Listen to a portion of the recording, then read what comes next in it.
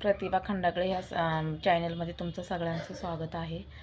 तर मी आता 2 दिवसापूर्वी मी गेली होती गावाला, की माझ्या आईला मारलं होतं माझ्या भावांनी म्हणून.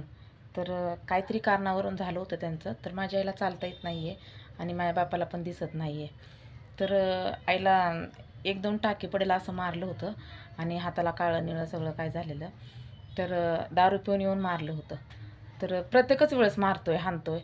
तर हे असं नाही केलं पाहिजे. तर मी गावाला गेली होते, त्याचे मी ब्लॉग टाकलेले आहेत थोडे थोडे करून. तर तुम्ही प्लीज तुम्ही ते ब्लॉग बघा, कशा पद्धतीने माझ्या आईला मारले, कशा पद्धतीने माझी आई रडते. ह्या सगळ्याचा मी ब्लॉग टाकलेला आहेत छोटे छोटे करून. मला काही येत नाही, मी नवीन आहे. आता मी यूट्यूब म्हणजे मी नवीनच चालवते, मला काही कळत नाही की लॉंग व्हिडिओ किती टाकायचे किती नाही, मला काही माहीत नाही आहे. पण ती बघा माझ्या ब्लॉगमध्ये की माझ्या आईला किती मारलं किती नाही. एवढंच मला तुम्हाला